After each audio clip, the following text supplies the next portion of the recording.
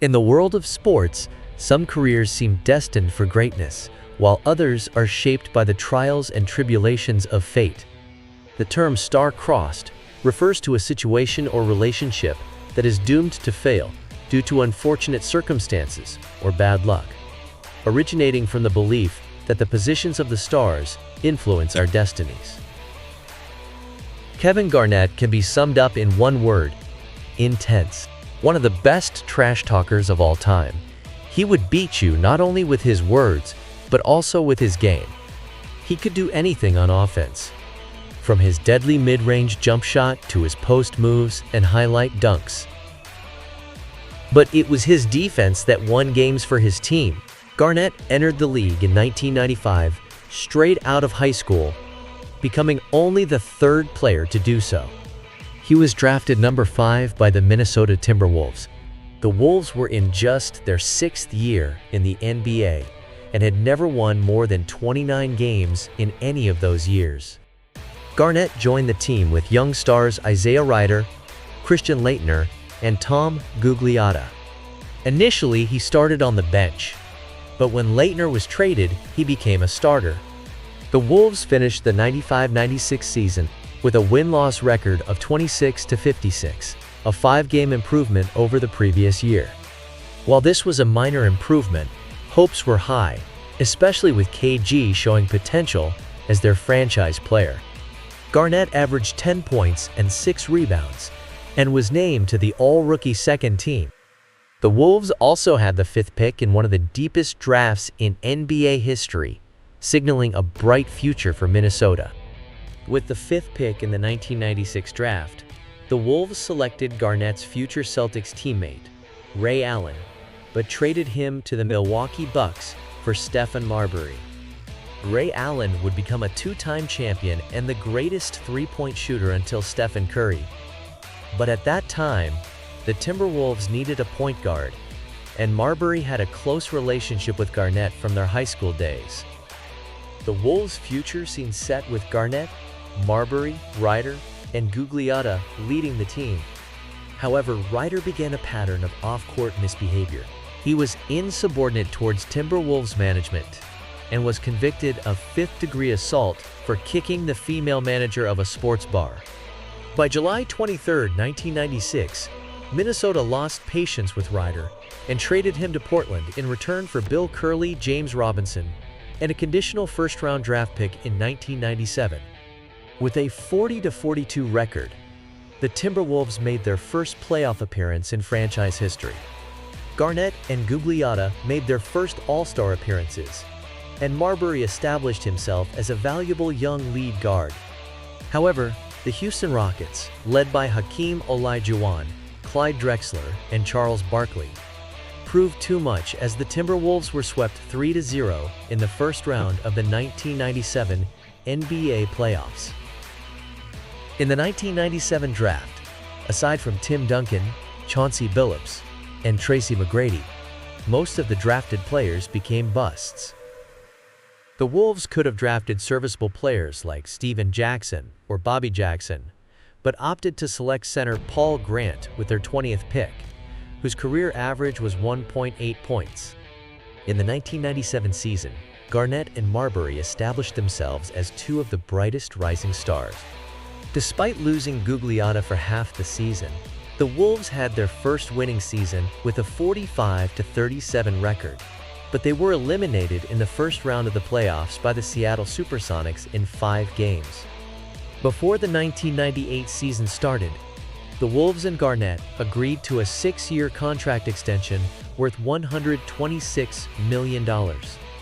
This contract would later cause issues for the Wolves. Many sports writers believed Garnett's contract was a significant factor in the labor tension between NBA owners and players that led to the 1998-1999 NBA lockout. With a heavy payroll, the Wolves had to release Tom Gugliotta to save money to sign Marbury. However, Marbury refused to sign the extension and forced a trade to the New Jersey Nets, along with a 1999 first-round draft pick. The Wolves made the playoffs for the 3rd straight season by finishing in 4th place with a 25-25 record. In the playoffs, the Timberwolves were beaten by the eventual champion San Antonio Spurs in 4 games. In 1999, with the pick they got from the Nets, the Wolves selected Wally Szczerbiak with the 6th pick. 1 pick behind 3 notable players, Szczerbiak was a solid player and an all-star. But Wolves fans would likely have preferred Rip Hamilton or Shawn Marion to play alongside Garnett. With their own pick at 14th, they selected point guard William Avery. 2 picks before Ron Artest. Imagine if the Wolves had drafted correctly.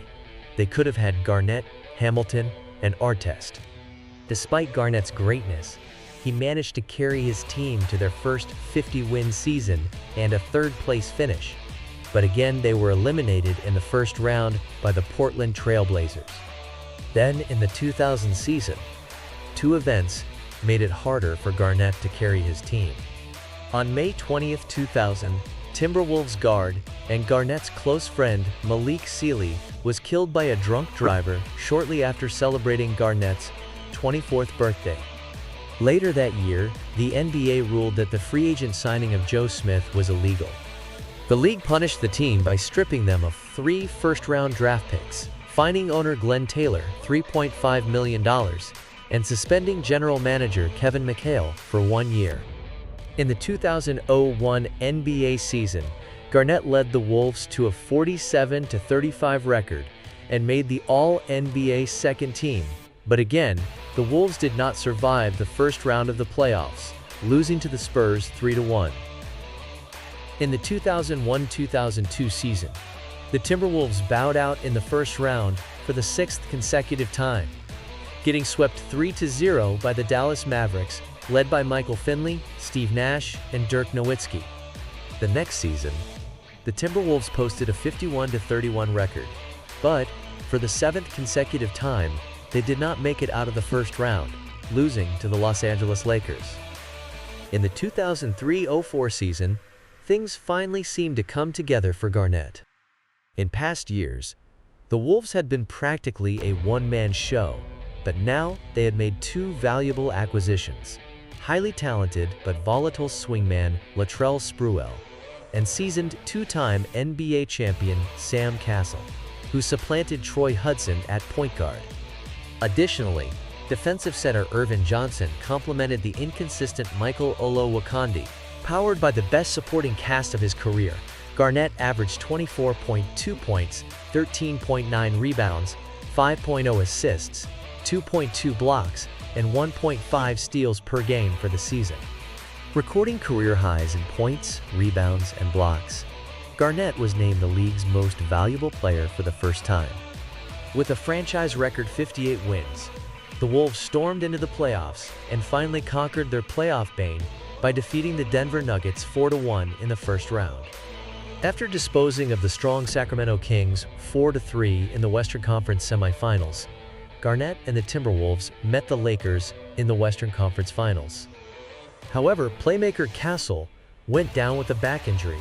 With reserve point guard Hudson also injured, the Timberwolves alternated between third playmaker Derek Martin and shooting guard Fred Hoiberg at point guard, or even running Garnett himself as a point forward. The Lakers pulled off a 4-2 victory in the series. The next season, the Wolves' downfall began. Despite posting a 44-38 record, the Wolves failed to make the playoffs due to a very strong Western Conference. The 2005-06 season brought more frustration for Garnett. Sprewell turned down a 3-year, $21 million extension, and the Wolves, wary of his injuries and age, traded Cassell for the much less effective Marko Jaric. The team's record for 2005-06 fell to 33-49. Despite Garnett's play, the team logged the second-worst record since he joined the franchise. The Timberwolves' record dropped further in 2006-07, going 32-50 that season. In both of those seasons, Garnett earned All-NBA third-team honors.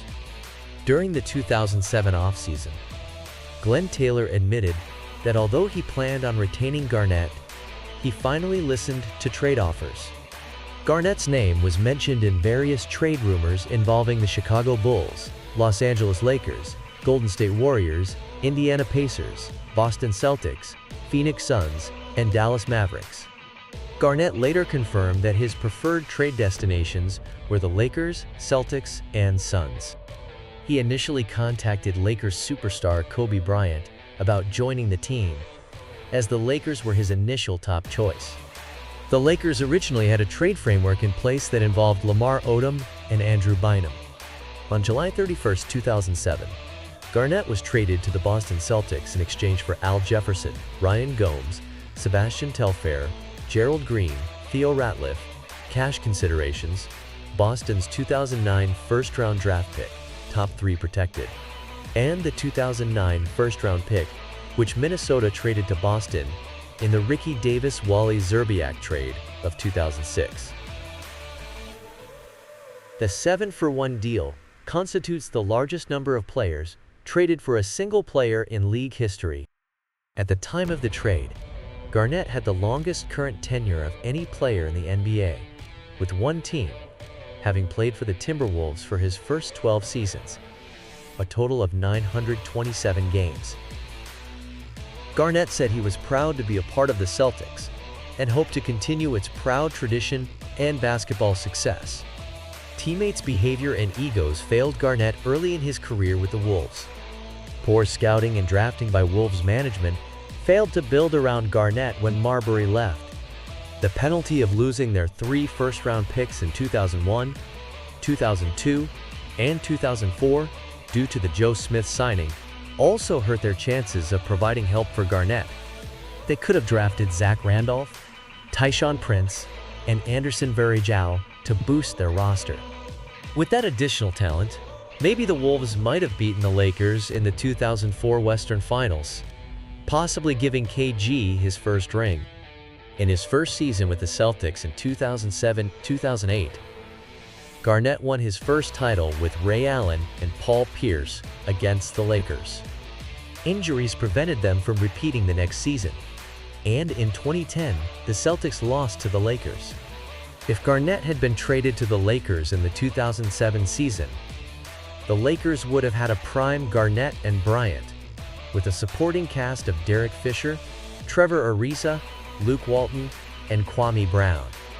They might not have traded for Pau Gasol that year, but with Garnett no longer a Celtic, the 2008 NBA title might have gone to the Lakers. Additionally, without trading for Pau Gasol, they would not have traded their younger brother, Marc Gasol, whom they drafted in the second round of the 2007 draft, giving the Lakers a big 3. Maybe the Lakers would have won 3 consecutive championships. Although Garnett retired as a one-time champion, his resume would be even more impressive if the stars had aligned in his favor. If he had not been held back by a franchise that failed to build a team around him, or if he had not had a general manager with more connections to the Celtics than their rival Lakers, he might have won multiple titles, solidifying his status as the best power forward ever to play the game.